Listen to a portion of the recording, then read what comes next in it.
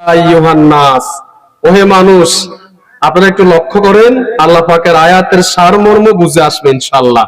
ইয়া আইয়ুহান নাস, ওহে দুনিয়ার মানুষ, total people in the world, not only Muslim, not only খ্রিস্টান, নট অনলি ইহুদি, নট অনলি মাজুসি, total people in the world, ওহে মুসলিম, ইন্না খলাকনাকুম, আমি তোমাদেরকে সৃষ্টি করেছি, মিন যাকারিন ওয়া উনসা, একজন নারী একজন পুরুষ থেকে, শুউবান ওয়া কবাইলা লিতাআরাফু, যেন তোমরা, এবং তিনি তোমাদেরকে বিভক্ত করেছেন বিভিন্ন দেশ, বিভিন্ন ভাষা, বিভিন্ন জাতির মধ্যে তোমাদেরকে বিভক্ত করে দিয়েছেন, ছড়িয়ে দিয়েছেন। কেউ আমেরিকায় থাকে, কেউ বাংলাদেশে, কেউ ইন্ডিয়া, কেউ পাকিস্তান। তো লিতাআরাফু, যেন তোমরা পরিচিতি অর্জন করতে পারো। ইন্না আক্রামাকুম ইনদাল্লাহি আতকাকুম, আর আল্লাহর কাছে কে সবচেয়ে মর্যাদাবান? যার টাকা পয়সা বেশি তিনি? আওয়াজ দেন। যার টাকা পয়সা বেশি তিনি না। যিনি সুন্দর না। আরব অনারব, শিক্ষিত অশিক্ষিত, সাদা কালো, কোনো কিছুই আল্লাহর কাছে মর্যাদাবান নয়। আল্লাহর কাছে মর্যাদাবান হচ্ছে এই সব মানুষদের ভিতরে যিনি আল্লাহকে সবচেয়ে বেশি ভয় করে, যিনি তাকওয়াবান। উচ্চ আওয়াজে বলেন সুবহানাল্লাহ। তাহলে আল্লাহর কাছে সবচেয়ে প্রিয় কে? ইন্না আক্রামাকুম ইনদাল্লাহি আতকাকুম, যিনি তাকওয়াবান, যিনি আল্লাহকে ভয় করে, তিনি হচ্ছেন সবচেয়ে প্রিয় মানুষ। এখন তাকওয়ার সংজ্ঞা তো আমরা অনেকে অনেক ভাবে জানি। এই যে ইমাম আলবানী, শাইখুল ইসলাম, ইমাম ইবনে তাইমিয়া, ওনারা বললেন ইমতিসানিল আওয়ামিনি ওয়া ইস্তিনাফিজ জাওয়াজিলি। তাকওয়া কাকে বলে? ছোট্ট সংজ্ঞা। আল্লাহর হুকুম, রাসূলের হুকুম, আল্লাহর আদেশ, রাসূলের আদেশ, আল্লাহর নিষেধ, রাসূলের নিষেধ, এটাকে যদি কেউ মানে সে হচ্ছে তাকওয়াবান। সুবহানাল্লাহ। ভাইরা আমার, তাকওয়ার অনেক সংজ্ঞা দেওয়া যাবে। আল্লাহর রাসূল সুনান ইবনে মাজাহ 4143 নম্বর আয়াতে বলেন, ইন্নাল্লাহা লা ইয়ানজুরু ইলা সুওয়ারিকুম ওয়া আমওয়ালিকুম। জেনে রাখো দুনিয়ার মানুষেরা, কোন চেহারা, সুরত, টাকা পয়সা, ধন দৌলত, বংশমর্যাদা, শ্রেণী প্রথা, উঁচু নিচু কোনো কিছুই আল্লাহ দেখেন না।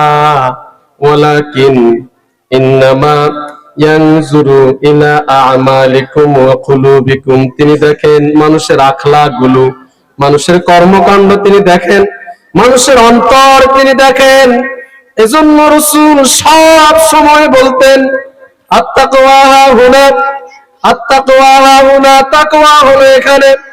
তাকওয়ার ব্যাখ্যায় আমি যদি বলি, এখানে যে গরুর গোশত বিক্রি করা হয়, একজন লোক 1 কিলো গরুর গোশত নিয়ে হাঁটতেছে, চলে যাচ্ছে, কিন্তু দোকানদার সেখানে 100 গ্রাম কম দিল বা 200 গ্রাম গোশত কম দিল।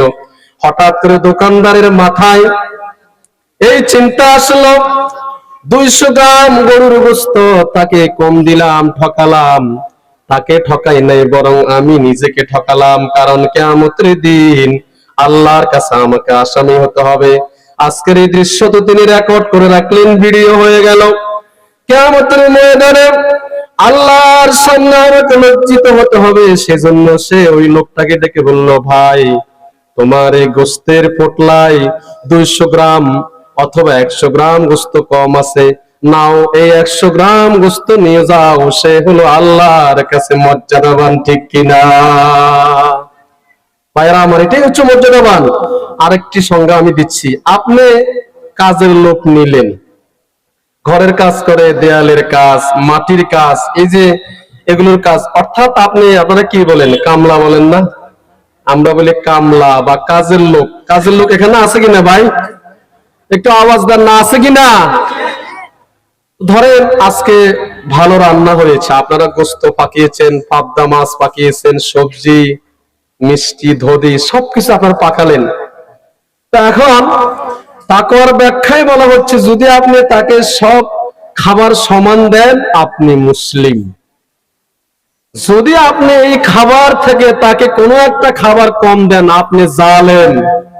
আর যদি আপনি নিজে না খেয়ে, খাবার তো শেষ হয়ে যাচ্ছে, মেহমানরা খেলো, খাবার তো শেষ হয়ে গেল, এখন আপনার চাকর, আপনার কাজের লোক, তাকে আপনি দিবেন কিভাবে? আপনি নিজে না খেয়ে কাজের লোককে যদি পুরো খাবারটা দেন, আপনি তাকওয়াবান। সুবহানাল্লাহ বলবেন না? এটাই হচ্ছে তাকওয়া। তাকওয়া মিনিংসটি আরো সুন্দর করে দেওয়া হলো। হযরত উমার বিন কাব রাদিয়াল্লাহু তাআলা আনহু একবার হযরত ওমর রাদিয়াল্লাহু তাআলা আনহুকে বললেন, আপনি কি আমাকে বলবেন নাকি তাকওয়া কি? তিনি বললেন, শোনো, মদিনার এই রাস্তা দিয়ে তুমি যখন হাজরা মাউত যাবে, সেখানে যদি হঠাৎ এমন একটা রাস্তা পড়ে, যে রাস্তার দুই ধারে রয়েছে অসংখ্য কাঁটা যুক্ত লতা পাতা, দুদিকে কাঁটা, ওই রাস্তা পার হওয়ার সময় তুমি কিভাবে সেই রাস্তাকে অতিক্রম করবে? তিনি বললেন, ওই রাস্তা দিয়ে চলার সময় কাঁটার আঘাত যেন আমার গায়ে না লাগে, কাঁটার আঘাতে আমার জামা কাপড় যেন ছিঁড়ে না যায়, সেজন্য আমি অত্যন্ত সতর্কতার সহিত, অত্যন্ত সন্তর্পণে নিজের জামা কাপড়কে গুটিয়ে খুব কষ্ট করে ওই রাস্তা পাড়ি দেব, যেন কাঁটার আঘাত আমার গায়ে না লাগে। হযরত ওমর বিন খাত্তাব রাদিয়াল্লাহু তাআলা আনহু বললেন, আত-তাকওয়া হাহুনা, তাকওয়া হলো এটাই। ঠিক তেমনি তোমার সমাজ যে একেবারেই ভালো এরকম কোনো কথা বলা যাবে না। তোমার সমাজে সুদ থাকতে পারে, ঘুষ থাকতে পারে, জেনা চলতে পারে, হারাম ইনকাম চলতে পারে, তোমার সমাজে খারাপ কাজ অহরহ চলতে পারে। তুমি যেমন কাঁটার আঘাত থেকে বাঁচার জন্য নিজেকে অত্যন্ত সেভ করেছো, খুব কষ্ট করে সন্তর্পণে, তুমি যদি তোমার সমাজের ওই সব অন্যায় থেকে, অপরাধ থেকে, পাপ থেকে নিজেকে বাঁচাও, আল্লাহ রসুল বললেন তুমি হবে এই জমিনে আল্লাহর কাছে সবচেয়ে মর্যাদা তাকওয়াবান। ভাইরা আমার, আমরা কি তাকওয়া অর্জন করতে রাজি আছি? সবাই তাকওয়া অর্জন করতে রাজি আছি আমরা সবাই? তাকওয়া অর্জন করতেই হবে আমাদেরকে, তাকওয়া ছাড়া কোনো বিকল্প নাই। অথচ এই সত্যের মেসেজ গুলো আজকে আমাদেরকে দেওয়া হচ্ছে না। আজকে বিভিন্ন বিষয় নিয়ে, ছোটখাটো বিষয় নিয়ে মারামারি হচ্ছে, দাঙ্গা হাঙ্গামা হচ্ছে, কিন্তু ইসলামের মূল মেসেজ, মূল কথা, সেগুলো আমাদের কাছ থেকে অনেক দূরে সরিয়ে যাচ্ছে। ঠিক ঠিক কিনা ভাই? আমার বাংলাদেশে তো ফিরে বড়া, হাজার হাজার ফির, সকালে এক ফির, বিকেলে আরেক ফির, তালা বাবা, ল্যাংটা বাবা, বদনা বাবা, খুদা বাবা, এখন আবার বের হয়েছে শীত বাবা। শীতেরও একটা বাবা আছে, এত বাবা অভাব নাই। এরপর আরেক পক্ষ আমাদের রসুল কি নূরের তৈরি না মাটির তৈরি, এটা নিয়ে খুব গন্ডগোল। আচ্ছা বলেন তো, এটা কি আমাদের জানার কোনো বিষয় হলো? এটা কি একটা বিষয় যে এটা আমাদেরকে জানতে হবে? বরং রসুল কি আদর্শ নিয়ে এলো, রসুল গেল মেরাজে, এখন রজব মাস, আল্লাহ তাকে 27টি শিক্ষা দিয়ে দুনিয়ায় পাঠালেন। সেখানে 1 নম্বর শিক্ষা হলো, রসুল এসে বললেন, ভাই ভাইয়ের সাথে জুলুম করবে না। ভাই যদি ভাইয়ের সাথে জুলুম না করে, যদি ইনসাফ করে, তাহলে জমিন নিয়ে, ঘর নিয়ে, টাকা পয়সা নিয়ে কোনো ঝগড়া হবে না, মামলা হবে না, হামলা হবে না, কিছুই হবে না। আল্লাহ রসুল বললেন 27টি শিক্ষা থেকে 1 নম্বর শিক্ষা হলো, আল্লাহ আমাকে এই দুনিয়ায় পাঠালেন ইনসাফ কায়েম করার জন্য। এটা সেই রজব মাস। অথচ রসুল কি নূরের তৈরি না মাটির তৈরি, এটা নিয়ে মারামারি হচ্ছে। আজকে এটা নিয়ে আমি কিছু কথা বলবো ইনশাআল্লাহ। ভাইরা আমার, আদম আলাইহিস সালামকে সৃষ্টি করার জন্য আল্লাহ তাআলা ফেরেশতাদেরকে পাঠালো, যাও মাটি আনো। জিবরাইল পারে নাই, মাটি কান্না শুরু করছে, তিনি চলে আসছেন। গেল মিকাইল, মাটি কান্না শুরু করছে, তিনিও পারে নাই। গেল ইসরাফিল, তিনিও পারে নাই। অবশেষে গেল আজরাইল আলাইহিমুস সালাম, মাটি কান্না করতেছে, তিনি বলতেছেন, দেখো তুমি কান্না করে কোনো লাভ নাই, তোমার কান্নার দিকে আমার খেয়াল নাই, আমার খেয়াল হচ্ছে আমার মালিকের হুকুম পালন করতে হবে। এক খামসা দিয়ে মাটি নিয়ে আসছে। তাফসীরে ফি জিলালিল কোরআন সাইয়্যিদ শহীদ কুতুব তিনি লিখেছেন ওই এক খমসার ভিতরে মাটি উঠেছিল 40 মণ, এবং আদম আলাইহিস সালামকে সৃষ্টি করা হলো 120 হাত লম্বা, 36 হাত মোটা। সুবহানাল্লাহ বলবেন না? তাকে সৃষ্টি করা হলো, এখনো রূহ দেয় নাই। আল্লাহ পাক যখন এবার নাকের ভিতরে দিয়ে রূহ দিবে, তখন দেখবেন, আপনারা দেখবেন নাকের ভিতরে কিছু ঢুকালে বিড়বিড় করে না? বিড়বিড় করেনি ভাই নাকের ভিতরে কিছু দিলে? যখন আল্লাহ পাক রূহ নাকের ভিতরে দিয়ে দিচ্ছেন, নাকটা বিড়বিড়ি উঠলো, নিজের অজান্তেই মুখ দিয়ে বের হয়ে গেল আলহামদুলিল্লাহ। আল্লাহ পাকের কাছে এটা এত বেশি পছন্দ, কবুল হলো। তিনি বললেন, আদম, কিয়ামত পর্যন্ত তোমার সন্তানের জন্য আমি এটা জারি করে দিলাম যে কেউ হাসি দিলে আলহামদুলিল্লাহ বলতেই হবে, এবং এটা যে শুনবে সে বলবে ইয়ারহামুকাল্লাহ, আল্লাহ তোমার উপর রহম করুক, এবং পাশ থেকে এটা যে শুনবে সে বলবে ইয়াহদিকাল্লাহ, আল্লাহ তোমাকে হেদায়েত করুন। আমার প্রশ্ন হলো, কেন এত কথা বলা হলো? কি জন্য? নাকের একটা হাসি আসার পরে 3টি কথা বলা হলো। গবেষণায় চলে গেলাম, গবেষণায় দেখা গেল আদম আলাইহিস সালামকে সৃষ্টি করার সময় বিভিন্ন খড় কুটা মাটি শরীরের বিভিন্ন স্থানে লাগানো ছিল। এক হাসির সাথে শরীরের সমস্ত ময়লাগুলো বের করে দিলেন আল্লাহ তাআলা। ঠিক দুনিয়ার মানুষ যদি একটা হাসি হয়, আজকের মেডিকেল সায়েন্স বলল 42,000 টাকা খরচ করে আপনার শরীর থেকে যে ময়লা, যে টক্সিন বের করা হবে, এক হাসির সাথে আল্লাহ তাআলা ওই সব টক্সিন বিনা হিসাবে বের করে দেয়। সুবহানাল্লাহ। এই নিয়ামত দান করেছেন কে? জোরে কোন, এই নিয়ামত কে দান করেছেন? আহারে, সব চুপ করে আছে, কোনো কথা নাই। আপনারা যদি চুপ করে থাকেন, শয়তান তো আপনাদের হাত টিপবে, পা টিপবে, ঠিক আছে কিনা ভাই? বলবে ঘুমাও ঘুমাও, আপনি ঘুমিয়ে যাবেন। আমি বয়ান করতেছি, আপনি ঘুমাচ্ছেন, তো শ্রোতার মনেও আনন্দ নাই, বক্তার মনেও কোনো তৃপ্তি নাই। আমাদের চট্টগ্রামে এক হুজুর ওয়াজ করতেছে, খুব চিল্লাই। এখন হুজুরের চিল্লানি শুনে সব চলে গেছে, বিষয় নেই, কিচ্ছু নেই, কি ওয়াজ করে হুজুরের, সব চলে গেছে। হুজুর চোখ খুলে দেখে একজন বসা আছে। হুজুর এই দৃশ্য দেখে আরো গরম, কি হয়েছে? সবাই চলে গেছে, লাল গোলাবাসী সব চলে গেছে, কি হয়েছে? সবাইকে ওয়াজ শুনে লাগেনি, একজন শুনলে যথেষ্ট। এই যে আমার প্রিয় কলিজার টুকরা একজন শ্রোতা বসা আছে, সে শুনলে হবে। এটা তো রাগ বেড়ে গেছে। এখন সে জবাব দিচ্ছে, হুজুর এত চিল্লাইন না, আমিও চলে যাইতাম, শুধু যাইতে পারতেছি না, মাইকের লাই বলি, মাইক ছাড়ি দেন, আমিও চলে যাবো। এখন ওয়াজকে সেইভাবে করতাম? কথা কন না, আপনারা আসেন, একটু হাত তুলুন, সবাই একটু হাত তুলুন, আসেননি সবাই? জোরে বলেন আল্লাহু আকবার। আলহামদুলিল্লাহ। ভাইরা আমার, এই যে আদম আলাইহিস সালামের মাধ্যমে আল্লাহ তাআলা আমাদেরকে নিয়ামত দান করলেন, আমরা এই নিয়ামতের শুকরিয়া আদায় করব সব সময়। কেউ হাসি দিলেই সে বলবে আলহামদুলিল্লাহ, পাশে যে শুনবে সে বলবে ইয়ারহামুকাল্লাহ। এটা সুন্নত, এটা আমাদেরকে আমল করতে হবে। ভাইরা আমার, আল্লাহ রাসূলকে বলা হয় নূরের তৈরি, অথচ আদম আলাইহিস সালামকে মাটি দিয়ে তৈরি করা হলো। তিনি আমাদের সবার আদি পিতা। তিনি যদি আমাদের সবার আদি পিতা হয়, হযরত মুহাম্মদ মুস্তাফা সাল্লাল্লাহু আলাইহি ওয়াসাল্লামের তিনি আদি পিতা, তাহলে তিনিও আদমের সন্তান। সেজন্য মেরাজে যাওয়ার সময় প্রথম আসমান থেকে অর্ডার আসলো, তুমি কে? মান হুয়া? জিব্রাইল বলল আনা জিব্রাইল। বলল তোমার সাথে কেউ আছে কিনা? বলল হ্যাঁ, আমার সাথে একজন আছে, হাজা মুহাম্মাদুর রাসূলুল্লাহ সাল্লাল্লাহু আলাইহি ওয়াসাল্লাম। তখন আদম আলাইহিস সালাম বের হয়ে গেল, বের হয়ে তিনি বললেন, ও আমার সম্মানিত সন্তান, ও আমার ফুত পবিত্র সন্তান, আহলান সাহলান, তোমাকে আল্লাহর রহম থেকে আমি তোমার শুভ কামনা করি, নেক হায়াত কামনা করি। যদি আল্লাহর রাসূল নূরের তৈরি হতো, তাহলে আদম কোনদিন তাকে সন্তান বলতো না, ঠিক কিনা? এরপরে আমাদের দেশের মাজারের লোকেরা একটা আয়াত দিয়ে দলিল দেয়, একদম এরকম ভরা স্টেজে বলে দেয়।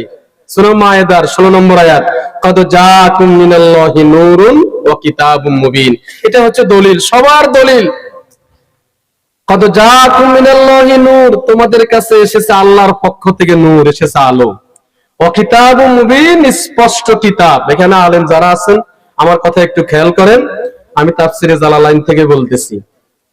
তাহলে ওরা বলল আল্লাহর পক্ষ থেকে এসেছে নূর, এসেছে স্পষ্ট কিতাব। তারা নূরকে বলে রসুল আর স্পষ্ট কিতাবকে বলে কোরআন। এখন আপনি এর ব্যাখ্যা কিভাবে বুঝবেন? ব্যাখ্যা বুঝতে হলে কোরআনের এর আগের আয়াত এবং এর পরের আয়াত আপনাকে দেখতে হবে শানে নুজুল, না হলে আপনি ঘটনা বুঝবেন না। তাফসীরের মূল নীতি হলো এর আগের আয়াত এবং পরের আয়াত দুটার সমন্বয় আপনাকে ব্যাখ্যা দিতে হবে। এর পরের আয়াত হলো ইয়াহদি বিহিল্লাহু মান ইত্তাবা রিদওয়ানাহু সুবুলাস সালাম ওয়া ইউখরিজুহুম মিনাদ যুলুমাতি ইলান নূর। ইয়াহদি, তিনি হেদায়েত দান করেন, বিহিল্লাহ, বিহি মানে এটা দ্বারা।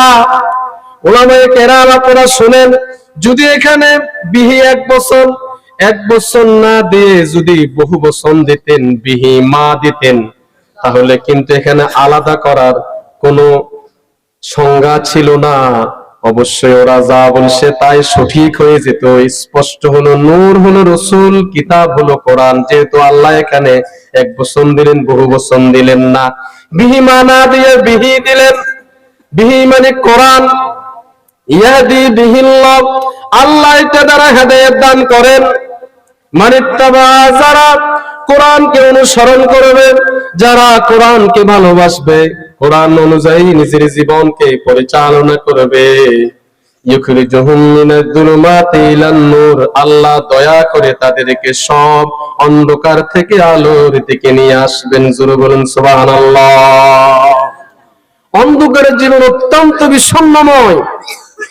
সুদ, ঘুষ, মদ, জুয়া, জিনা, ব্যভিচার, অশ্লীলতা, উলঙ্গপনা, মামলা হামলা, আপনার সুস্থ জীবন ধ্বংস হয়ে যাবে অন্ধকার। এরপরে কবরের অন্ধকার, পুলসিরাতের অন্ধকার, জাহান্নামের কঠিন অন্ধকার।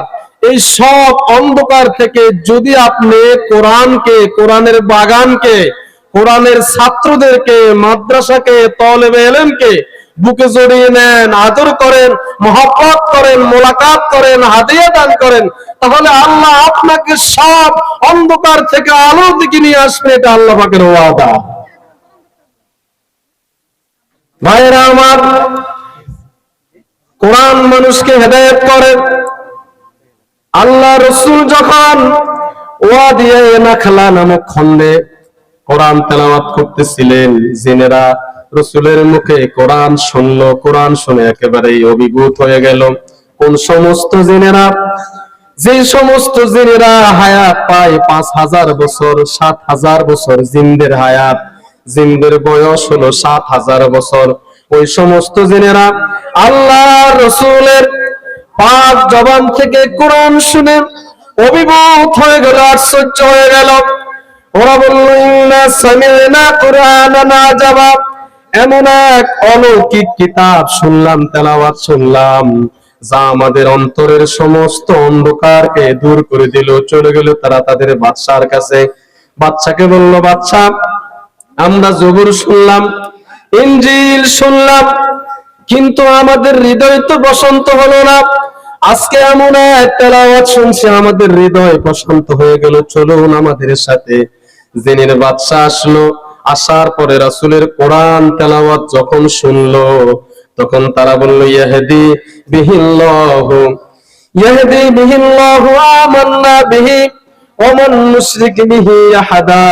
তারা বলল, আমরা এই কোরআন শুনে রাসূলের উপরে ঈমান আনলাম এবং আমরা এই মুহূর্তে সাক্ষী দিচ্ছি, যতদিন বেঁচে থাকি আল্লাহর সাথে শিরক করব না।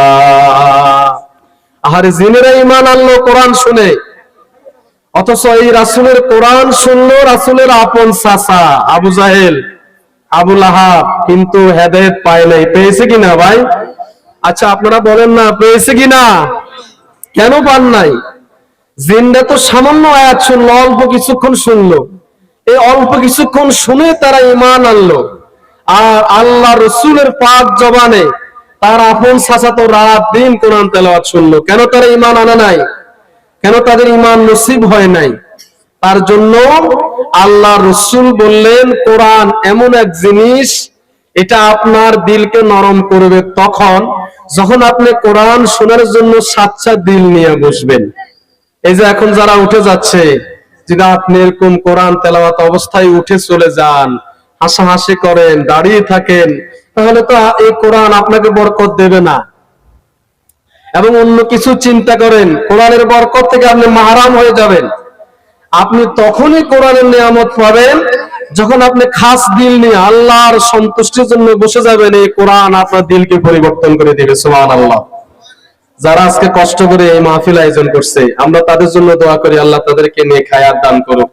এটাও কোরআনের একটা খেদমত। ভাই বলেন খেদমত কিনা? কণ্ঠ দিয়া, বুদ্ধি দিয়া, পরামর্শ দিয়া, মাইক, প্যান্ডেল সবকিছু দিয়া তারা যে কোরআনের এই বাগানকে সাজালো, আমরা এই বাগানের সাথে আছি না নাই? একটু হাতন আমরা আছি কিনা? সেই সংগ্রামী মানুষের সারিতে আমাকেও রাখিও রহমান, যারা কোরআনের আহ্বানে নির্ভীক, নির্ভয়ে সব করে দান।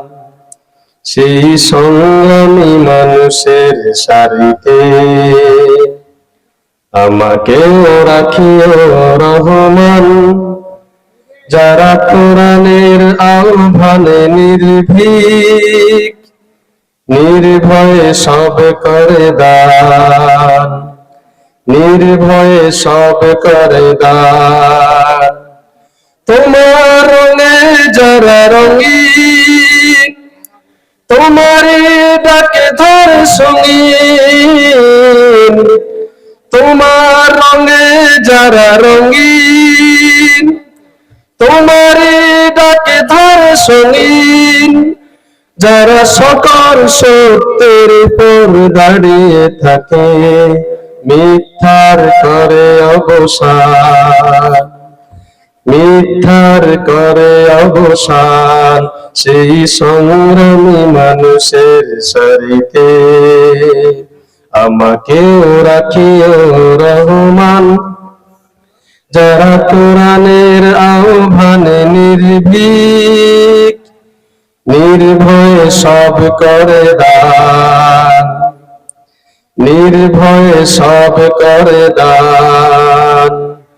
উলেল মানুষ করে গ্রানে উজালা, প্রাণে ভালোবাসার সৌরভ, আকাশ সমান বুকে দার সাহস, নিজেকে বিলিয়ে তার উৎসব। ফুলের মানুষ করে গ্রানে উজালা, প্রাণে ভালোবাসার সৌরভ, আকাশ সমান বুকে দার সাহস, নিজেকে বিলিয়ে তার উৎসব। শাহাদাতে চলে শত ব্যথা বলে, তোমার প্রেমের ফুল হৃদয়ে তুলে, শাহাদাতে চলে শত ব্যথা বলে, তোমার প্রেমের ফুল হৃদয়ে তুলে, আসে সেই আলোময় ফুলের পথে বিজয়ের ফতোতান, বিজয়ের ফতোতান।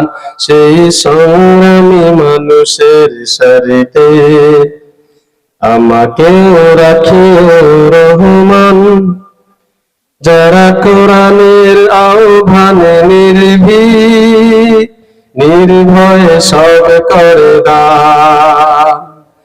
সেই সংগ্রামী মানুষের সারিতে যারা কোরআনের আলোচনার জন্য এত কষ্ট করলো, আমরা সবাই সেই সারিতে থাকতে চাই। রাজি আছেন সবাই? জোরে বলুন আমিন। ভাইরা আমার, কোরআন এমন এক গ্রন্থ যেটা আপনাকে হেদায়েত নয়, শুধু আপনার দিলের সকল অমানিসা অন্ধকার দূর করে একটি সুন্দর খাঁটি আল্লাহওয়ালা দিন প্রেমিক রাসূলের খাঁটি উম্মত বানিয়ে দেবে। আর এই কোরআন এই পৃথিবীতে এসেছে মানব জাতির হেদায়েতের জন্য, কল্যাণের জন্য। আপনারা জানেন প্রিয় ভাইরা আমার, গত কিছুদিন আগে সুইডেনে কোরআনকে প্রকাশ্যে পুলিশের সামনে পড়ানো হয়েছে, এবং যে লোক কোরআনকে পড়িয়েছে তিনি ঘোষণা দিয়েছেন তিনি ওই সুইডেনের সমস্ত এলাকায় তিনি কোরআনকে পড়াবেন। এখন আপনাদেরকে আমি জিজ্ঞেস করতে চাই, এই পর্যন্ত পৃথিবীর কোন প্রান্তে কোন মুসলিম কি অমুসলিমদের কোন ধর্মগ্রন্থে আগুন দিয়েছে? কথা কন না কেন? কোরআন কোন ধর্মগ্রন্থে কি আগুন দিয়েছে? কখনো শুনেছেন? তাহলে ওরা বারবার আমাদের এই কোরআনে আগুন দিয়ে আমাদের হৃদয়ে আগুন দিচ্ছে, আমাদের হৃদয়কে রক্তক্ষরণ করতেছে, আমাদের রাসূলকে গালি দিচ্ছে, আমাদের কোরআনকে গালি দিচ্ছে, আমাদের হাদিসকে গালি দিচ্ছে বারবার। অথচ পৃথিবীর ইতিহাসে এই পর্যন্ত কোন মুসলিম অমুসলিমদের কোন ধর্মীয় গ্রন্থ, কোন ধর্মের নেতাকে গালি তো দূরের কথা, আগুন তো দূরের কথা, কোন কটূক্তি পর্যন্ত করে নাই, ঠিক কিনা? আপনারা দেখেন রোহিঙ্গাদেরকে কি নির্যাতন করা হলো। রোহিঙ্গাদেরকে কেটে কেটে টুকরো করে তাদের গোশত জাল দিয়ে মানুষ ওই গোশত খেয়েছে, তাদের স্তন কেটে ফুটবল খেলানো হয়েছে। অথচ কোন মুসলিম কোন বৈদ্যকে কাটে নাই, গায়ে হাত দেয় নাই, বাড়িঘরে আগুন দেয় নাই, হত্যা করে নাই, কিন্তু তারা ঠিক মতোই মুসলিমদেরকে নির্যাতন করেছে, আঘাত করেছে, হত্যা করেছে। তাহলে পৃথিবীর সবচেয়ে নিকৃষ্ট অসভ্য জাতি হচ্ছে ইউরোপের বাসিন্দারা, ঠিক কিনা? অথচ ওরা আমাদেরকে স্লোগান দেয়, মানবতা শিখায়। আমাদেরকে মানবতা কারা শিখায় বলেন? পশ্চিমারা শিখায়। ইন্ডিয়ান বিভিন্ন সংস্থায় শাখায় ওরা আমাদেরকে মানবতা শিখাচ্ছে, মানুষের অধিকার শিখাচ্ছে, নারীদের অধিকার শিখাচ্ছে, শিশুদের অধিকার শিখাচ্ছে। বিভিন্ন দিবস ঘোষণা করতেছে, মা দিবস, বাবা দিবস, এরপরে ছেলে দিবস, পাপ দিবস, হাগু দিবস, ঠিক আছে কিনা, পরিবেশ দিবস, কাশি দিবস, জন্ডিস দিবস, কিডনি দিবস, লিভার দিবস, কত দিবস, দিবসের কোনো শেষ নাই ভাই, ঠিক কিনা? কিন্তু দেখেন ওরা ইরাকে ক্ষেপণাস্ত্র আছে, এই মিথ্যা অজুহাত দিয়ে ইরাকের লক্ষ লক্ষ মুসলিমকে হত্যা করেছে, করে নাই? লিবিয়ার গাদ্দাফি থেকে বিনা অর্থে তেল নেবে যখন তেল দিতে রাজি হয় নাই, তখন বোমা ক্ষেপণাস্ত্র নিক্ষেপ করে হাজার হাজার মুসলিমকে হত্যা করেছে। এরপরে বিভিন্ন রাষ্ট্রে মুসলিমদেরকে তারা নিধন করেছে। আফগানিস্তানে 21 বছর তারা হত্যাযজ্ঞ চালিয়েছে। কিন্তু পৃথিবীর ইতিহাসে দেখেন মুসলিমরা শান্ত, মুসলিমরা ভদ্র, মুসলিমরা কখনো কাউকে আঘাত করে না, হত্যা করে না, কোন বিদুর্মীদের কিতাব পড়ে নাই। কিন্তু আমরাও তাদেরকে এটা স্মরণ করিয়ে দিতে চাই, মুসলিমদের ঈমান নিয়ে খেলার দুঃসাহস করিও না। আমরা বিড়ালের জাতি নই, আমরা সিংহের জাতি। কোন মুসলিম যদি একবার সাহস ভরা ঈমান নিয়ে দাঁড়ায়, তাহলে তোমরা পালাবার কোন রাস্তা পাবে না, ঠিক কিনা?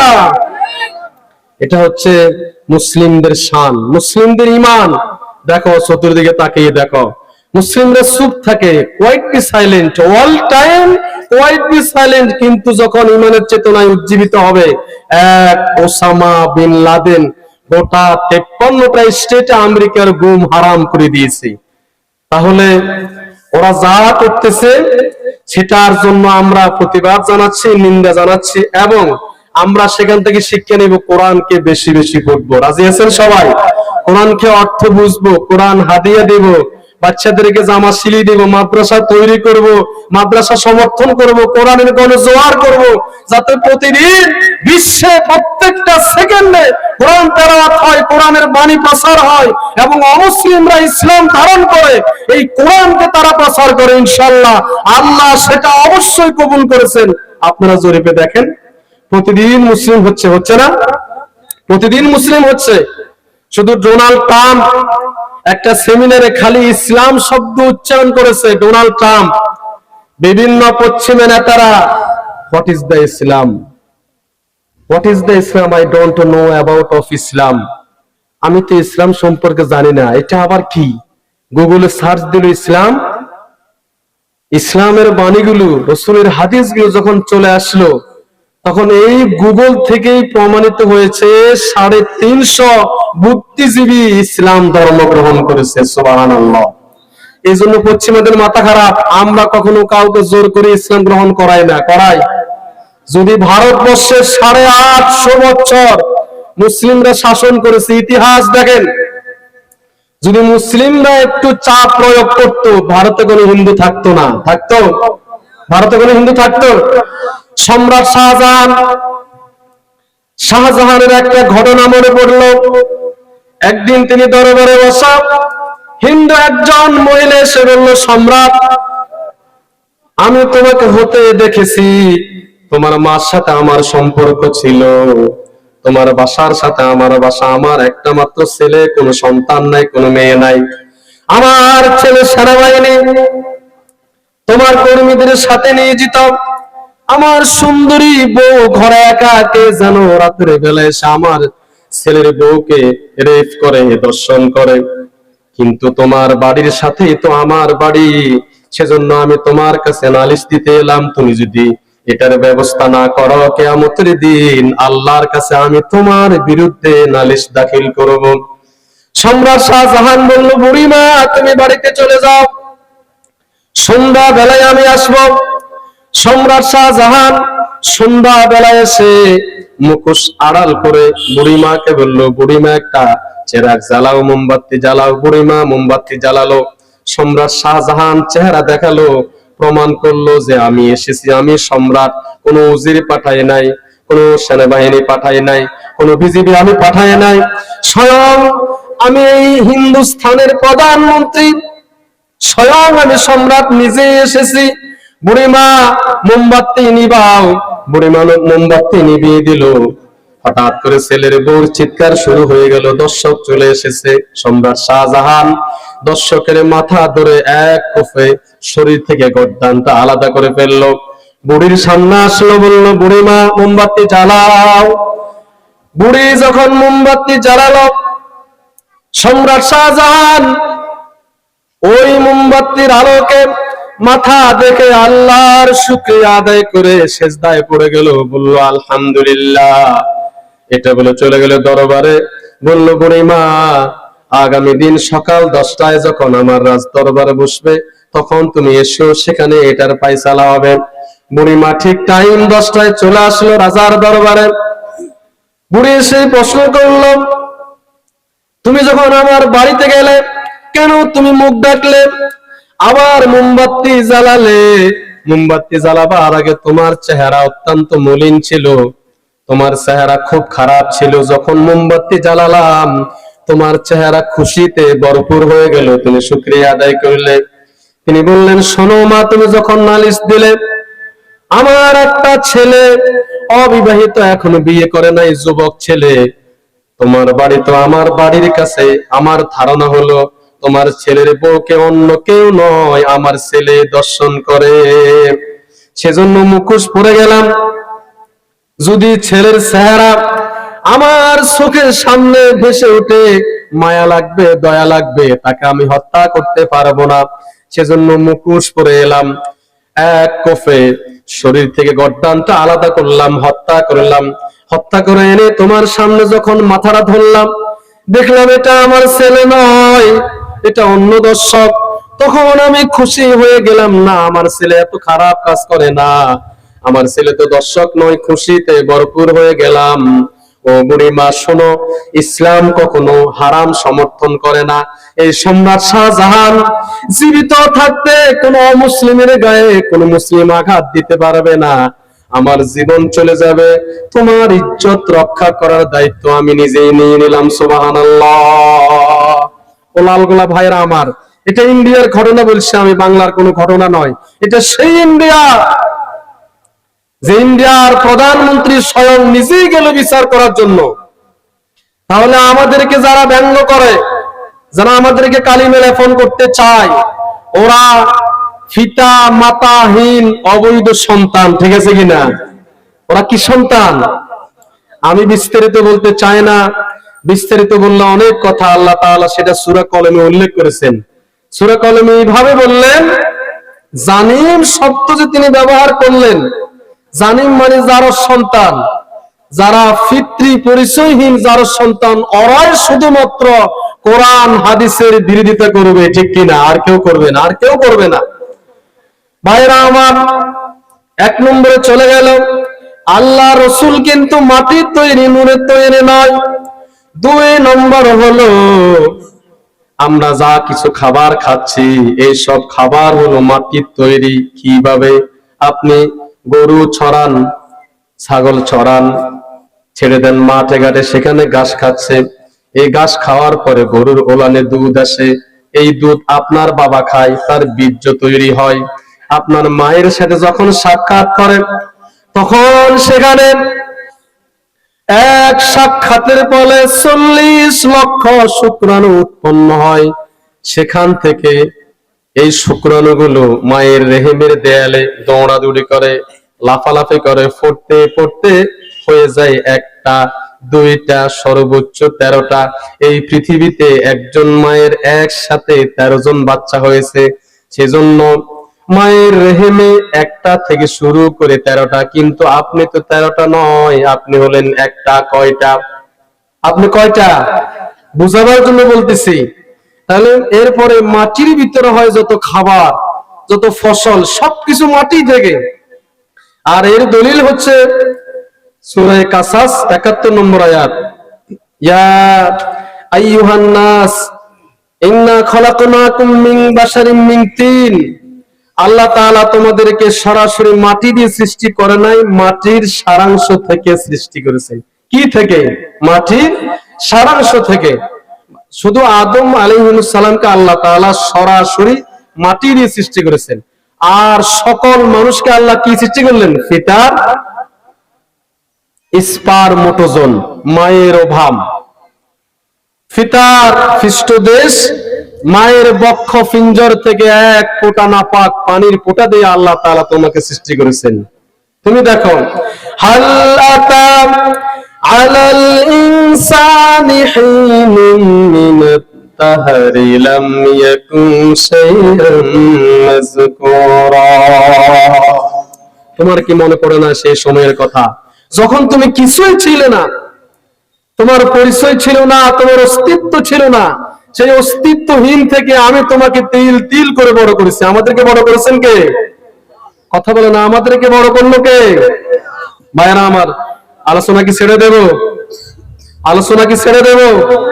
আপনারা কথাই বলতেছেন না। আমি তো কোরআন থেকে বলতেছি যে আপনাকে সৃষ্টি করেছেন স্বয়ং আল্লাহ তাআলা। যেমন তিনি সূরা তাওরাকে বলতেছেন, ফালিয়ানজুরিল ইনসানু মিম্মা খুলিক, খুলিকা মিন মাইন দাফিক ইয়াখরুজু মিন বাইনিস সুলবি ওয়াত তারাইব।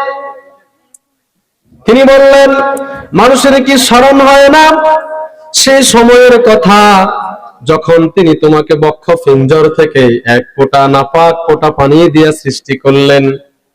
মায়ের রেহেমে তুমি আসলে 40 দিন আল্লাহ তাআলা এই গোশত থেকে রক্ত তৈরি করলেন।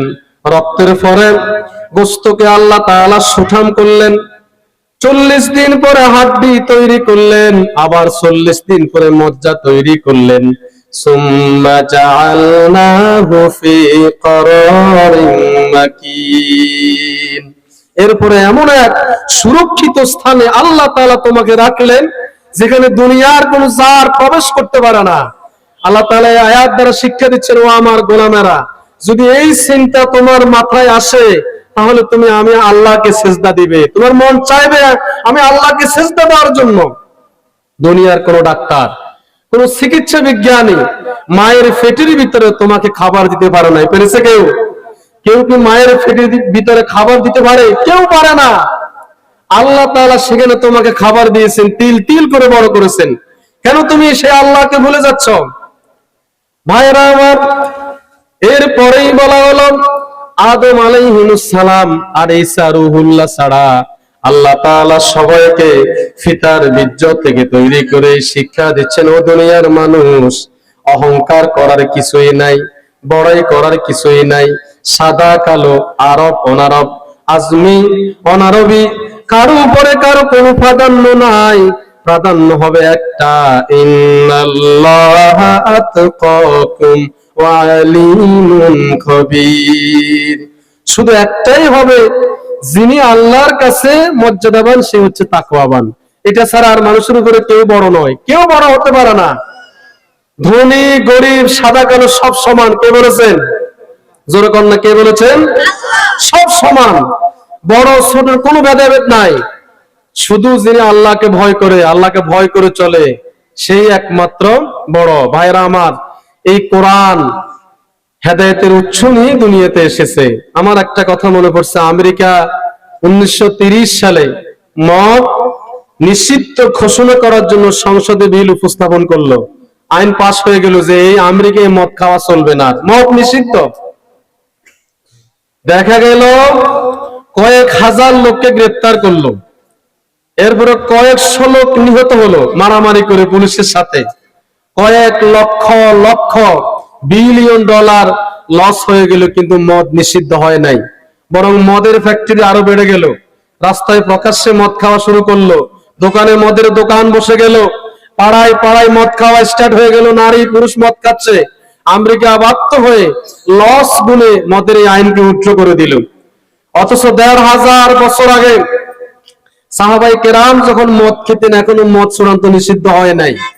আস্তে আস্তে আল্লাহ তাআলা কয়েকটি স্তরে মদকে নিষিদ্ধ করতেছেন। প্রথমে বললেন যে এটা ইন্নামা ইউরিদুশ শাইতান আন ইউকিয়া বাইনাকুমুল আদাওয়াতা ওয়াল বাগদা, এটা খারাপ কাজ, এই কাজ থেকে তোমাদেরকে বিরত থাকা উচিত। এরপরে আল্লাহ তাআলা সূরা মায়েদার 90 নম্বর আয়াতে বললেন ইয়া আইয়ুহাল্লাযীনা আমানু, ওহে যারা ঈমান এনেছো। এবার বললেন যারা ঈমান এনেছো, ইন্নামাল খামরু ওয়াল মাইসিরু ওয়াল আনসাবু ওয়াল আজলামু রিজসুম মিন আমালিশ শাইতান ফাজতানিবুহু লাআল্লাকুম তুফলিহুন। যারা আল্লাহর উপর ঈমান এনেছো, মদ খাওয়া ছেড়ে দাও, মদ নিষিদ্ধ কাজ। এরপরে জুয়া খেলা ছেড়ে দাও, প্রতিমার নামে কোনো পূজা দেওয়া যাবে না, তারপরে লটারি খেলা যাবে না। এখন এই সব কিছু আমাদের দেশে আছে কিনা ভাই? লটারিও আছে, জুয়া খেলাও আছে, প্রতিমার নামে স্বর নিক্ষেপ করা হয়, ভাগ্য গণনা করা হয়, আছে না ভাই? আছে কিনা? এরপরে মদ তো আছেই। তাহলে এই কাজগুলো তখনই হয় যখন মানুষের দিল নষ্ট হয়ে যায়, মানুষের অন্তর যখন খারাপ হয়ে যায়, তখনই কিন্তু মানুষের দ্বারা এই কাজগুলো হয়ে যায়। যখন এই আয়াত নাজিল হয়ে গেল, আল্লাহ পাক প্রথমে বললেন যদি ঈমান এনে থাকে এই কাজগুলো ছেড়ে দাও। এক সাহাবী বলল হুজুর, এই মাত্র হুজুরের কাছে এই আয়াত নাজিল হয়েছে, অতএব মদ খাওয়া ছেড়ে দাও। লোকেরা মদ হাত থেকে ফেলে দিল, গরিব ভিতরে ছিল গরিব ভেঙে ফেললো, মটকা ছিল মটকা ভেঙে ফেললো, সব ভেঙে যারা মদ ভিতরে গিলে ফেললো তারা গলার ভিতরে হাত ঢুকিয়ে সেখান থেকে মদ ফেলে দিল। এই হলো ইসলামের অবস্থা। তাহলে 1930 সালে আমেরিকার কোন আইন মদ থেকে নিজেদেরকে বাঁচাতে পারে নাই। আর ১৫০০ বছর আগে যেখানে আধুনিকতা ছিল না, বিজ্ঞান ছিল না, উন্নত সংস্কৃতি ছিল না, সেখানে কোরআনের একটি আয়াত তাদের সকল সাহাবীকে পরিবর্তন করে দিল, তারা সবাই মদ ফেলে দিল, গলার ভিতর থেকে মদকে তারা ফেলে দিল। এটা হলো কোরআনের বরকত ভাইরা আমার। সেজন্য এই কোরআন আমাদেরকে ধারণ করতে হবে, লালন করতে হবে। এরপরে আসেন আল্লাহর রাসূলের ব্যাপারে অনেকে অনেক হাদিস মন গড়া চালিয়ে দেয়, জাল হাদিস, যে এই হায়দ্রাবাদ, আসাম, ত্রিপুরা থেকে বাংলাদেশে শুরু করে প্রায় ১,৮৬,০০০ ফিরের তালিকা আসছে জরিপে। এই ১,৮৬,০০০ ফির একটা মূলনীতি সবাইকে বলে যে জিকির করো, জিকির করলে কলব পরিষ্কার হয়ে যায়, জিকির বলে কলব পরিষ্কার হয়। তারা এর ব্যাখ্যা দিচ্ছে এইভাবে, লা ইলাহা ইল্লাল্লাহ, এখানে ধাক্কা দিলেই কলব কি হয়ে যাবে? পরিষ্কার হয়ে যাবে। আর কলবের কথা বলতেছে বাম স্তনের 2 ইঞ্চি নিচে একটা গোস্তের টুকরা আছে, এখানে যদি লা ইলাহা ইল্লাল্লাহর ধাক্কা লাগে তাহলে এটা নাকি পরিষ্কার হয়ে যাবে। অথচ সূরা আনফালের 2 নম্বর আয়াত, ইন্নামাল মুমিনুনা আল্লাযীনা ইযা যুকিরাল্লাহু ওয়াজিলাত কুলুবুহুম ওয়া ইযা তুলিয়াত আলাইহিম আয়াতুহু যাদাতুহুম ঈমানান ওয়া আলা রাব্বিহিম ইয়াতাওয়াক্কালুন। যারা কোরআন শুনে, কোরআনের মজলিসে বসে, কোরআনের বরকত, কোরআনের নিয়ামত, কোরআনের অভিভাই, কোরআনের আশ্চর্য তাকে এমন ভাবে প্রভাবিত করে যে তার দিল কেঁপে ওঠে, অন্তরাত্মা কেঁপে ওঠে। আর এটার নাম হচ্ছে কলব। তাহলে আমরা কলবের নাম জানলাম যে এটার অন্তরাত্মা কেঁপে উঠে। এবার আসেন কলবের অবস্থান কোথায়, কলবের কাজ কি? কলবের কাজ সেটাও আল্লাহ তাআলা বলে দিলেন সূরা আরাফের 179 নম্বর আয়াত, লাহুম কুলুবুল লা ইয়াফকাহুনা বিহা ওয়া লাহুম আ'য়ুনুন লা ইউবসিরুনা বিহা ওয়া লাহুম আযানুন লা ইয়াসমাউনা বিহা উলাইকা কাল আনআমি বাল হুম আদাল্লু উলাইকা হুমুল গাফিলুন। যাদেরকে আল্লাহ তাআলা অন্তর দিল, কলব দিল, সেই কলব দিয়ে তারা আল্লাহর অস্তিত্বকে চিন্তা করে না। চক্ষু দিল, সব দেখে, আল্লাহর নিদর্শন দেখে না। কান দিল, সবকিছু শুনে, আল্লাহর কোরআনের আয়াত তারা শুনে না, হেদায়েত পেতে চায় না। ওরা সার পায়া জন্তু চাইতেও নিকৃষ্ট, বরং তারা সবচেয়ে গাফেল। ভাইয়ারা আমার, এটা আল্লাহ পাক বলতেছেন যে কলবের কাজ হলো চিন্তা করা। তাহলে আমরা কলবের কাজ কি পেলাম? চিন্তা করা। জোরে কোন, কলবের কাজ কি? চিন্তা করা। কলবের কাজ হলো চিন্তা করা। এবার রাসূল একটা হাদিস বললেন, আলা ইন্না ফিল জাসাদি মুদগা ফাইদা সলাহাত সলাহাল জাসাদু কুল্লু ওয়া ইযা ফাসাদাত ফাসাদাল জাসাদু কুল্লু আলা ওয়াহিয়াল কলব। জেনে রাখো, মানুষের শরীরের ভিতরে এমন একটি গোস্তের টুকরা রয়েছে, ওই গোস্তের টুকরা যদি পরিষ্কার থাকে, ভালো থাকে, ওই গোটা মানুষটাই ভালো হয়ে যায় এবং সে ভালো ভালো কাজ করে, যার বিনিময়ে তার জন্য জান্নাত ওয়াজিব হয়ে যায়। এরপরেই বলা হলো, ওই গোস্তের টুকরা যদি ফসল ধরে যায়, ওই গোস্তের টুকরা যদি খারাপ হয়ে যায়, ওই লোকটাই খারাপ হয়ে যায় এবং তার দ্বারা দুনিয়ার সমস্ত খারাপ খারাপ কাজগুলো সংগঠিত হয়। ফলশ্রুতিতে তার জন্য আল্লাহর জাহান্নাম ওয়াজিব হয়ে যায়। জেনে রাখো, সেটা অন্য কোনো বস্তু নয়, আলা ওয়াহিয়াল কলব, সেটা হলো কলব, সেটা হলো অন্তরাত্মা। এবার আসেন, এই কলব যে এখানে আছে, আজকের মেডিকেল সায়েন্স এবার কলবকে খুঁজে বের করছে, কলব কোথায়। ওরা বলল কলব জিকির করে কলবে ঢুকালে এটা পরিষ্কার হয়। আর আল্লাহ সূরা মুমিনুন, সূরা আনফাল 2 নম্বর আয়াত, সূরা আরাফ 179 নম্বর আয়াত, এই দুইটার আয়াতের সমন্বয়ে আমাদেরকে জানিয়ে দিচ্ছেন যে কলবের কাজ চিন্তা করা। আর কলব কোথায়? ওরা বলল বাম স্তনে 2 ইঞ্চি নিচে। আর আল্লাহ রাসূল বললেন, আলা ইন্না ফিল জাসাদি মুদগা।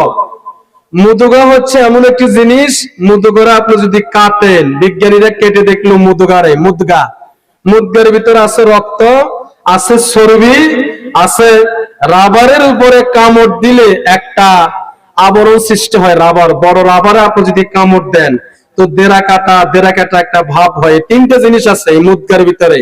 1 নম্বরে রক্ত, 2 নম্বরে চর্বি, 3 নম্বরে হচ্ছে দোরা কাটা রাবারের আবরণ। এই 3টা ভাব। তাহলে আজকের মেডিকেল সায়েন্স বলতেছে, যদি মানুষের এই জায়গাটা কম্পিউটার দেওয়া হয়, সেখানে 2টা জিনিস থাকে, একটা হচ্ছে রক্ত, চর্বি, কিন্তু পাথরের যে আবরণ রাবার কাটার, সেটা এখানে থাকে না।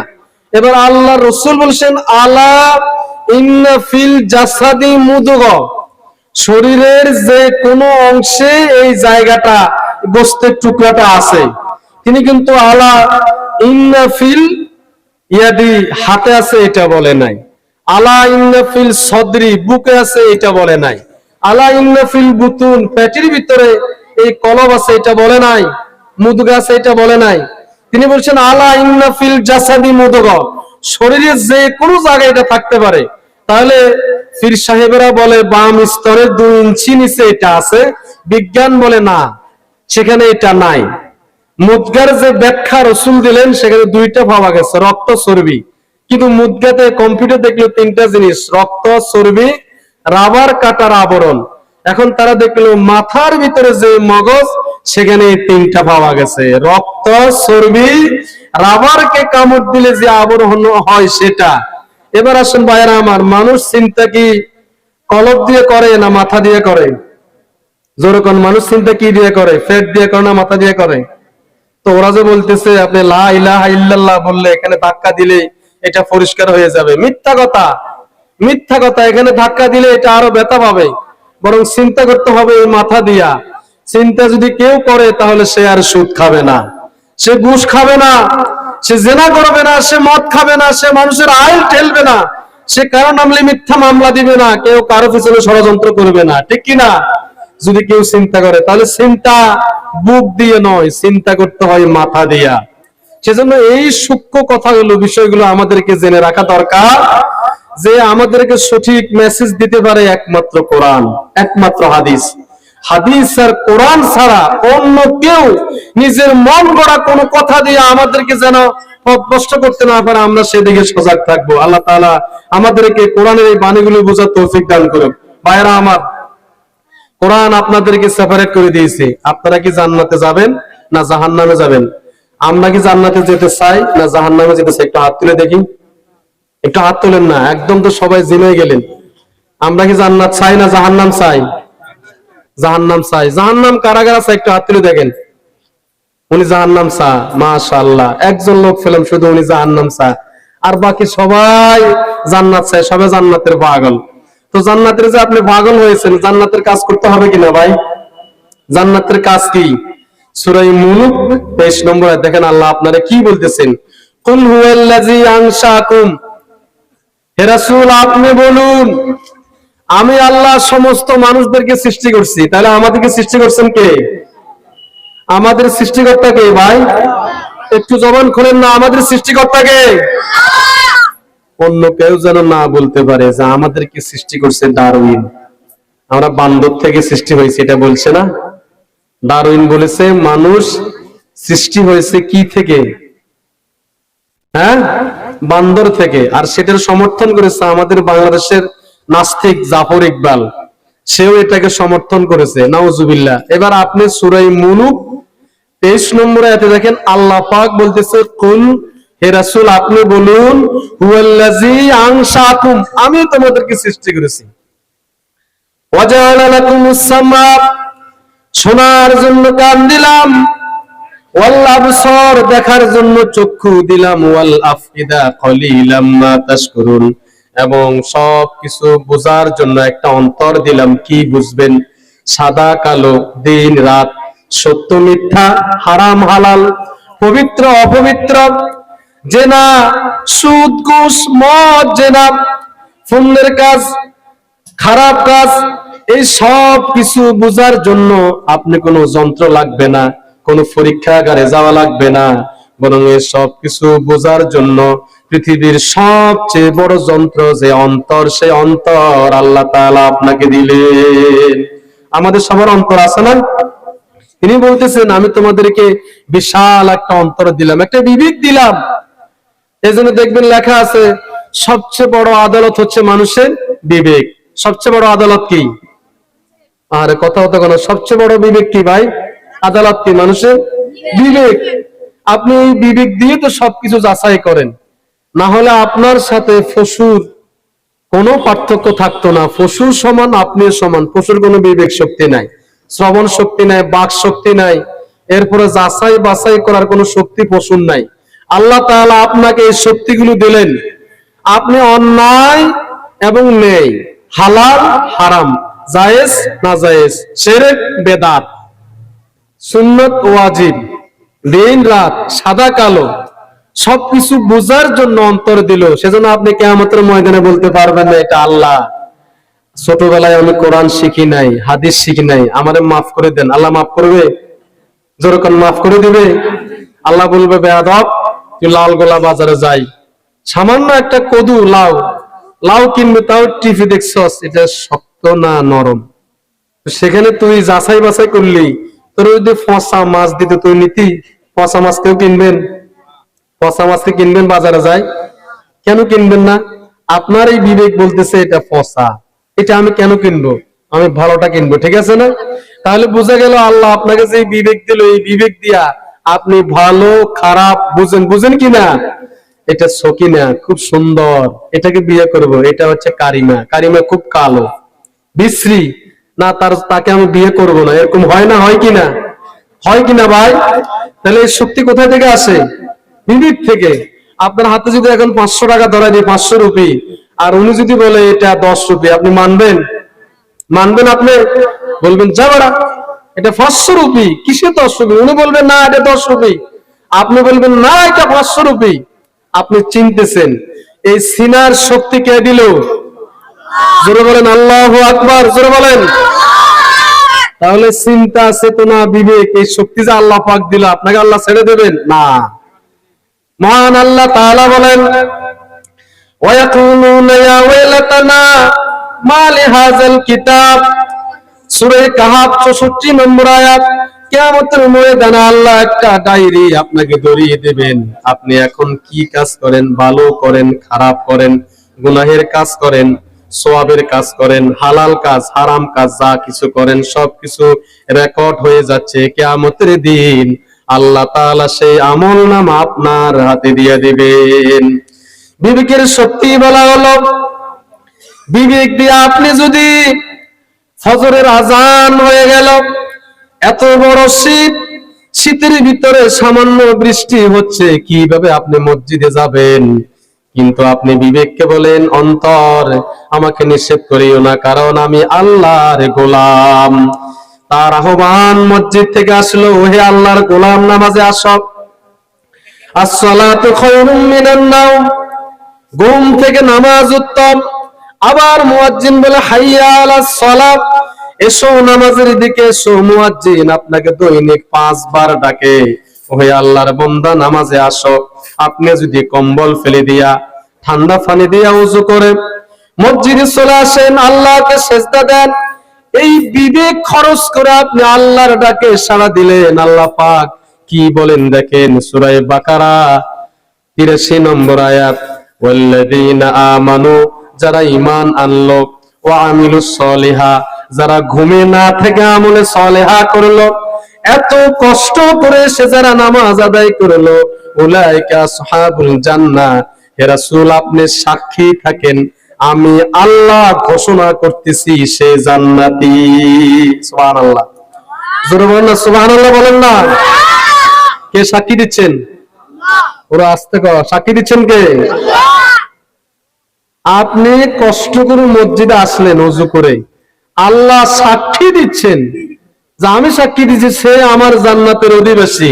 এখানে শেষ নয়, হুম ফিহা খালিদুন, সে অনন্তকাল আমার জান্নাতে থাকবে। উচ্চ আওয়াজে বলুন সুবহানাল্লাহ।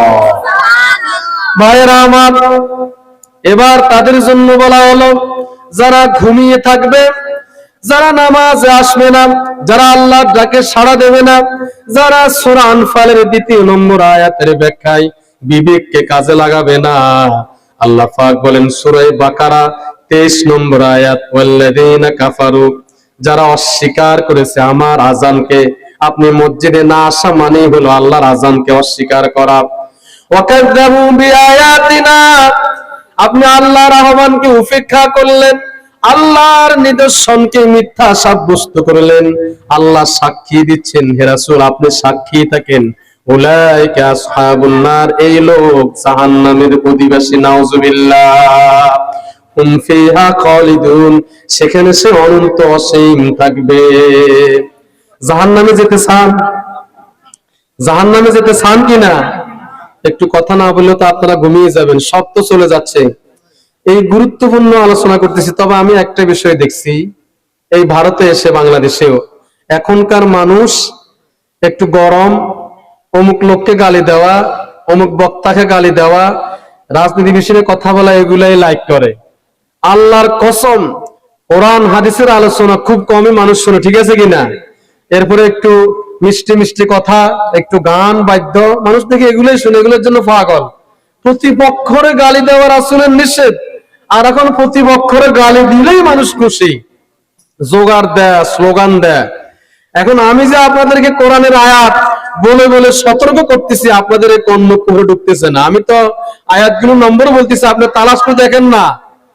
আল্লাহ বলতেছে যদি আপনি নামাজে আসেন কষ্ট করে, সূরা বাকারা 79 নম্বর আয়াত, আপনি আল্লাহর জান্নাতি মেহমান।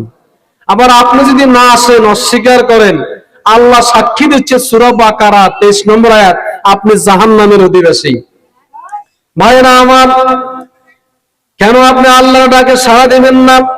আল্লাহ আপনাকে এত নিয়ামত দিল, এত সম্মান দিল, রিজিক দিল, সন্তান দিল, কেন আপনি আল্লাহর ডাকে সাড়া দিবেন না? আল্লাহ তাআলা আপনাকে সেট করে দিল, দেখেন কি সুন্দর করে সেট হয়ে গেল। ফজর দিল, একটু পরেই দিল জোহর, দিন শেষ হয়ে যাচ্ছে যাচ্ছে দিল আসর, দিন শেষ, রাত আগমন দিল মাগরিব, রাতের মাঝখানে দিল এশা, ঘুমাইয়া কাজা করেছো ফজর, তখনও জাগনি, যখনই জোহর, হেলায় খেলায় কেটেছে আসর, মাগরিবের শুনিয়া যান, এখনো জামাতে হওয়ারে শামিল, এখনো সাথে আছে স্থান, বাজিছে আমামা তাদের আমামা, শির উঁচু করি মুসলমান, দাওয়াত এসেছে নয়া জামানায়, ভাঙা কেল্লাই উড়ে নিশান। কি সুন্দর করে সেট করে দেওয়া হলো আপনাকে। যখন জোহরের আজান হয়ে গেল, আপনি ওযুর পানি হাতে নিলেন, ফজর থেকে জোহর পর্যন্ত যত গুনাহ হয়ে গেল, ওযুর পানি হাতে নেওয়ার সাথে সাথে সব গুনাহ মাফ হয়ে গেল। সুবহানাল্লাহ। এরপরে যখন আসরের আজান হয়ে গেল, ওযুর পানি আপনি হাতে নিলেন, জোহর থেকে আসর পর্যন্ত এই সময়ে যত গুনাহ আপনার আমলনামায় হলো, ওযুর পানি হাতে নেওয়ার সাথে সাথে আল্লাহ তাআলা সমস্ত গুনাহগুলো মাফ করে দিল। আসর থেকে মাগরিব, মাগরিব থেকে এশা। মা আয়েশা রাদিয়াল্লাহু তাআলা আনহা জিজ্ঞেস করলো, ইয়া রাসূলুল্লাহ, আপনি তো ফজর থেকে জোহর, জোহর থেকে আসর, আসর থেকে মাগরিব, মাগরিব থেকে এশার ফজিলত বয়ান করলেন। এশা থেকে ফজর পর্যন্ত বিশাল একটা সময় মানুষেরা ঘুমিয়ে যায়, অনেক মানুষ আবার খারাপ কাজ করে রাতকে কাটায়। এই সময়ের ফজিলত যদি একটু বলতেন। রাসূল বললেন, শোনো আয়েশা, যারা এশার নামাজ জামাতের সহিত আদায় করে ঘুমিয়ে গেল, অর্ধ রাত দাঁড়িয়ে দাঁড়িয়ে কষ্ট করে নামাজ পড়লে যে সওয়াব, আল্লাহ তাআলা খুশি হয়ে সেই সওয়াব তার আমলনামায় পৌঁছে দেয়। সুবহানাল্লাহ। কোন ব্যক্তি যদি রাতের বেলা নিয়ত করে ঘুমায়, ফজরের নামাজ জামাতের সহিত আদায় করব, আল্লাহ রাসূল বললেন, তাহলে শোনো আয়েশা, সারা রাত দাঁড়িয়ে দাঁড়িয়ে কষ্ট করে নামাজ আদায় করলে যে সওয়াব, ওই সওয়াবগুলো আল্লাহ বিনা হিসাবে তার আমলনামায় দিয়ে দেবেন। সুবহানাল্লাহ। আমাদের মৃত্যুর কোনো গ্যারান্টি আছে কিনা? হতে পারে আজকের এই জালসা, এই জালসার এখানে আমরা যারা উপস্থিত আছি, হতে পারে আমাদের কারো জীবনের শেষ হায়াত, কারো জীবনের শেষ সময়, কারো জীবনের শেষ বসা। কথা কোন ঠিক কিনা ভাই? নাকি আপনি আমাকে বলতে পারবেন, হুজুর আমি আর 1 বছর বাঁচবো, এই গ্যারান্টি আমাকে দিতে পারবেন? বলেন পারবেন কিনা? যারা আওয়াজ দেন না তারা মনে হয় পারবেন। কেমন? হ্যাঁ, তো আমরা মরেন না জাতি, আমরা মরে যাবো, আপনি বাঁচি থাকেন, ঠিক আছে কিনা? কথা যখন বলেন না, তাহলে আপনি বেঁচে থাকবেন নাকি? কোন সম্ভাবনা নাই। সূরা জুমার, সূরা জুমার 43 নম্বর আয়াত, আল্লাহু ইয়াতাওয়াফাল আনফুসা হিনা মাউতিহা ওয়াল্লাতী লাম তামুত মানামিহা। কোন সুযোগ নাই। দেখেন এখানে এমন ভাবে বলা হচ্ছে, আপনি রাতে ঘুমান, দিনে ঘুমান, সরাসরি আত্মা আল্লাহর কাছে চলে যায়। আত্মা কার কাছে যায়? আল্লাহর কাছে যায়। যদি আপনার হায়াত থাকে, আল্লাহ আত্মা ফিরিয়ে দেন, আপনি আবার মানুষ হয়ে জীবিত হয়ে উঠলেন, ঘুম থেকে জাগ্রত হয়ে গেলেন। আর যদি হায়াত না থাকে, আত্মা রেখে দেন, ঘুমালেন, আপনি মানুষ হয়ে আব্দুল্লাহ, আবুল কাসেম হয়ে গেলেন মরহুম লাশ। চোখের পলকে তুমি হতে পারো লাশ, চিরতরে বন্ধ হবে তোমারই নিঃশ্বাস। চোখের পলকে তুমি হতে পারো লাশ, চিরতরে বন্ধ হবে তোমারই নিঃশ্বাস। হবে এলান তোমারই নাম মসজিদের মাইকে, হবে এলান তোমারই নাম মসজিদের মাইকে। বাড়িওয়ালা নাই রে, বাড়ি নাই রে দুনিয়াতে, বাড়িওয়ালা নাই রে, বাড়ি নাই রে দুনিয়াতে। এরকম হয় কিনা ভাই? এরকম কি হয়? চোখের পলকে তুমি হতে পারো লাশ, চিরতরে বন্ধ হবে তোমারই নিঃশ্বাস। হবে এলান তোমারই নাম মসজিদের মাইকে, হবে এলান তোমারই নাম মসজিদের মাইকে।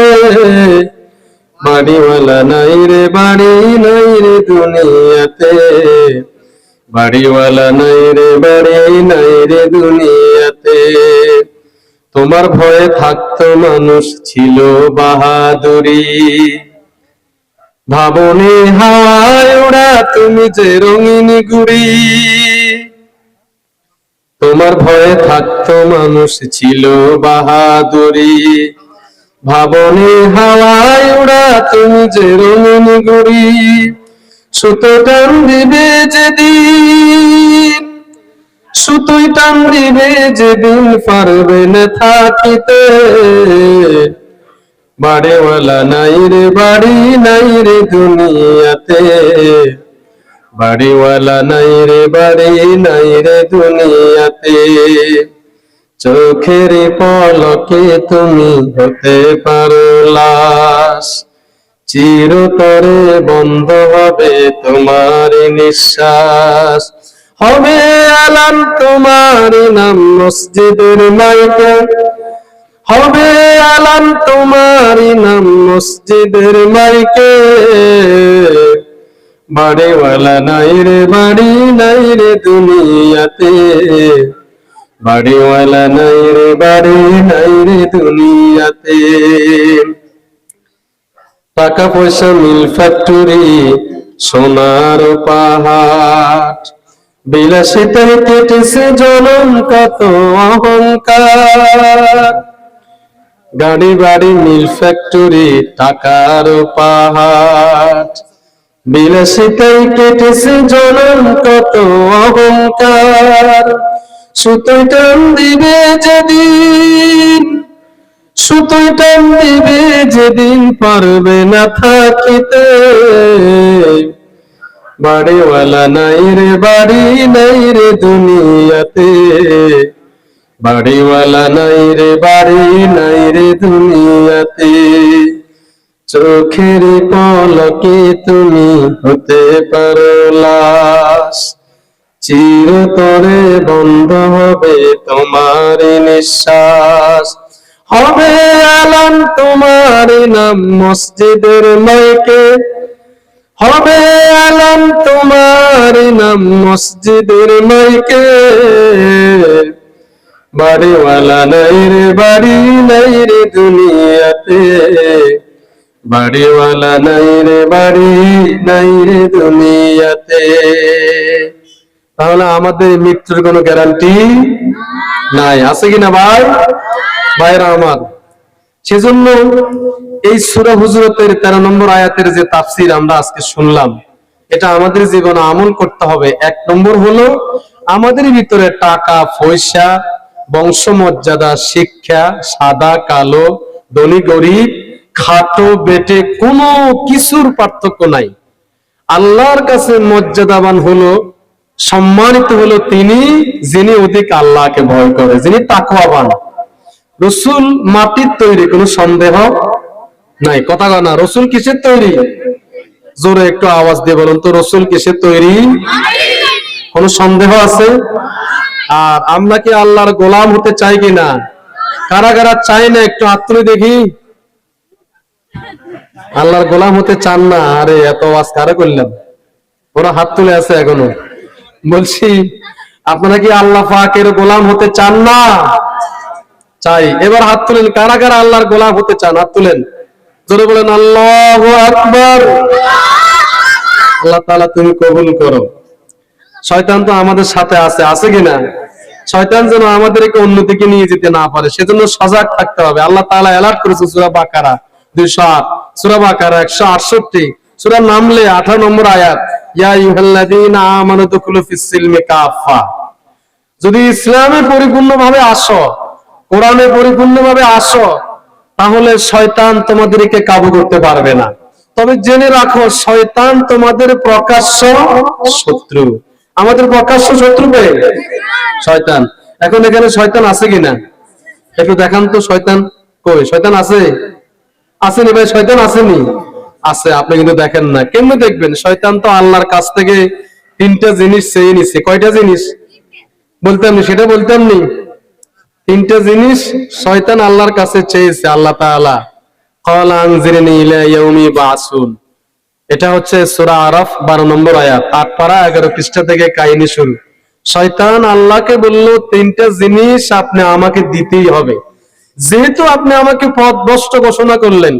ক্বালা আনজিরনি ইলা ইয়াউমি ইউবআসুন, আল্লাহ পাক বলল আচ্ছা দিলাম, তোমাকে কিয়ামত পর্যন্ত হায়াত দিয়ে দিলাম। দ্বিতীয় নম্বরে বলল, আমি যেন মানুষের শিরায় উপশিরায় অনুমতি ছাড়া যে কোনো সময় প্রবেশ করতে পারে সেই ক্ষমতা দেন, দিলাম। 3 নম্বরে বলল, আমি যেন সবার সামনে হাজির না হই, হাজির হলে তো আমাকে তারা আস্ত রাখবে না, কারণ আমি ভাই ভাইয়ের বিরুদ্ধে, বোন স্বামীর বিরুদ্ধে, মা ছেলের বিরুদ্ধে আমি তো মামলা ঢুকিয়ে দেব। আর আমি যেন সবাইকে তারা হেদায়েতের পথে আসার সময় বাধা হয়ে দাঁড়াতে পারে, সেই শক্তি আমাকে দান করেন। আল্লাহ পাক দিল, সেই শক্তি দিল। এবার সেই শক্তি পায়া বলতেছে সুম্মালা, এটাও সূরা আরাফ 16 নম্বর আয়াত, সুম্মালা তায়ান্নাকুম মিন বাইনি আইদিহিম ওয়া মিন খালফিহিম ওয়া আন আইমানিহিম ওয়া আন শামাইলিহিম ওয়া লা তাজিদু আকসারহুম শাকিরিন। ও আল্লাহ, আপনি সাক্ষী থাকেন, আপনি যেহেতু আমাকে এই আদমের কারণে পথভ্রষ্ট করছেন, আমি আপনার কোন গোলামকে, লাল গোলার একটা লোকেরও আমি কোরআনের পথে, হেদায়েতের পথে মসজিদে আসতে দেব না, দেব না, দেব না। কার কথা? কথা কন না, কার কথা? নাকি আল্লাহ? যা আল্লাহ, ঠিক আছে কিনা? কথা কন না, কার? শয়তানের। মাশাআল্লাহ, আপনাদের সজাগ আছে, বলেন আলহামদুলিল্লাহ। দেখলাম মানে আপনারা ঠিক আছেন কিনা। তাহলে শয়তান 3টা ক্ষমতা চেয়ে নিল। ক্ষমতা দেওয়ার পর এবার আদম কান্না শুরু করছে, আল্লাহ তাআলা আপনি তাকে যে 3টা ক্ষমতা দিয়ে দিলেন, এখন তো আমার কোন সন্তান নেকির কাজ করতে পারবে না, কোরআনের পথে, ইসলামের পথে, হেদায়েতের পথে, মসজিদে মাদ্রাসায় কিভাবে আসবে? সে তো বাধা দিবে। আল্লাহ পাক বললেন, শোনো আদম, আমি আমার গোলামদেরকে এমন এক বিশাল যন্ত্র দিলাম, যে যন্ত্রের কাছে শয়তান ফেল হয়ে যাবে, শয়তান ব্যর্থ হয়ে যাবে। সেটা অন্য কিছু নয়, সেটা হলো বিবেক, ঠিক কিনা? শয়তানের ওয়াসওয়াসা শুনে সব সময় খারাপ কাজ করলো, অন্যায় করলো, জিনা করলো, মদ খেলো, জীবনে কোনোদিন ভালো কাজ করে নাই। হঠাৎ করে একদিন আমি আল্লাহর কথা স্মরণ করবে, আরে আমি তো আল্লাহর গোলাম, আমি তো আল্লাহর সামনে দাঁড়াতে হবে, কিয়ামতের দিন আল্লাহর সামনে উপস্থিত হতে হবে। যদি এই চিন্তা তার মাথায় আসে, ওই সময় সে যদি একটা সিজদা দিয়া আমি আল্লাহকে রব হিসাবে স্বীকার করে, সে বলে সুবহান রাব্বিয়াল আলা, সে বলে সুবহান রাব্বিয়াল আযীম, সে বলে আলহামদুলিল্লাহি রাব্বিল আলামিন, এই কথাগুলো সে যদি ঘোষণা করে, শোনো আদম, তাহলে সাথে সাথে আমি তার তামাম জিন্দেগীর সমস্ত গুনাহগুলি মাফ করে দেব। সুবহানাল্লাহ। তাহলে শয়তান থেকে বাঁচার বড় অস্ত্র আছে কিনা আমাদের? আছে, আছে ভাই। সেটা কি? যেরকম সেটা কি? আপনি যদি এখন বলেন আমি যাইতে যাইতে এখান দিয়ে যাওয়ার সময় এক লোকের গাছ, পেঁপে গাছ, এক কোবে গাছটা কেটে দেব, এখান থেকে সিদ্ধান্ত নিচ্ছেন না তো কেটে দিচ্ছেন, গুনাহ হয়েছে কিনা? আর আপনি যদি বলেন না, আমি এখান থেকে যাওয়ার সময় যদি কেউ মুসিবতে পড়ে তাকে হাদিয়া দিব, সদকা করব, যদি কেউ রাস্তা চেনে না আমি তাকে রাস্তা চিনিয়ে দেব, যদি রাস্তার উপরে ময়লা থাকে আমি সেই ময়লা বাইরে ফেলে দেব, যাতে মানুষের যাতায়াতে কোনো অসুবিধা না হয়, তাহলে আপনার শয়তানকে আটকাতে পারবে? শয়তানকে বলবে, এই আব্দুল করিম এসব কাজ করিস না, এটা বলবে শয়তান? এটা বলবে শয়তান? যেরকম বলবে? বলবে না, বলার কোনো সাহস নাই। সেজন্য আল্লাহ তাআলা সূরা ইয়াসিন 50 নম্বর আয়াত, আল ইয়াউমা নাখতিমু আলা আফওয়াহিহিম ওয়া তুকাল্লিমুনা আইদিহিম ওয়া তাশহাদু আরজুলুহুম বিমা কানু ইয়াকসিবুন। কিয়ামতের ময়দানে যখন আপনি আল্লাহকে বলবেন, আল্লাহ তাআলা আপনার ইবলিস তো আমাকে নামাজে আসতে দেয় নাই, কোরআন তেলাওয়াত শুনতে দেয় নাই, ভালো কাজ করতে দেয় নাই, নফল নামাজ পড়তে দেয় নাই, শুধু খারাপ কাজ করেছি, সে তো বাধা দিয়েছে। তখন আল্লাহ পাক বলবে, আমি তোমাকে বিবেক শক্তি দিলাম, এটা দিয়ে যাচাই বাছাই করে সুন্দর অসুন্দর, সাদা কালো সব চিনলা, শুধু আমার ইসলামকে চিনলা না, শুধু আমার ইসলামকে প্রাধান্য দিলা না। শয়তান তোমাকে আক্রমণ কিভাবে করবে? আমি এত বিশাল যন্ত্র তোমাকে দিয়ে দিলাম, আজকে তোমার হাত সাক্ষী দিবে, পা সাক্ষী দিবে। যখন সে বলবে আল্লাহ আমি কোনো অপরাধ করি নাই, আমি কোনো গুনাহ করি নাই, তার হাত বলবে আল্লাহ এই খবিস অন্যায় করেছে, পা বলবে আল্লাহ তাআলা এই পা দিয়া খারাপ খারাপ কাজ করছে, খারাপ জায়গায় গমন করেছে, এই চক্ষু বলবে আল্লাহ আমাকে দিয়া নানান খারাপ দৃশ্য দেখছে। সবাই স্বীকার করে দিবে, আপনি আসামি হয়ে যাবেন। সেজন্য আজকে আল্লাহর কাছে তাওবা করেন, যতদিন বেঁচে থাকবেন আল্লাহর হুকুম ছেড়ে দেবেন না। রাজি আছেন সবাই? রাজি আছেন সবাই? আল্লাহর হুকুম কি ছেড়ে দেবেন? কারা কারা আল্লাহর হুকুম ছেড়ে দেবেন একটু হাত তুলে দেখি। মাশাআল্লাহ, আলহামদুলিল্লাহ, সবাই সজাগ হয়ে গেছে। এটাই তো চেয়েছি। তাহলে আমরা আজকে থেকে আল্লাহর হুকুম ছেড়ে দেব না ইনশাআল্লাহ। কোনো আযাব আপনাদের উপর আসবে না। আপনারা যদি ঐক্যবদ্ধ ভাবে কোরআন হাদিসের বাণী নিজেরা শিখেন, আমল করেন, প্রচার করার ব্যবস্থা করে দেন, টাকা পয়সা হাদিয়া শ্রম মেধা সন্তান দিয়া আল্লাহ তাআলা আকাশ এবং জমিনের সব বরকতের দরজা আপনাদের জন্য খুলে দিবে। জোরে বলুন সুবহানাল্লাহ।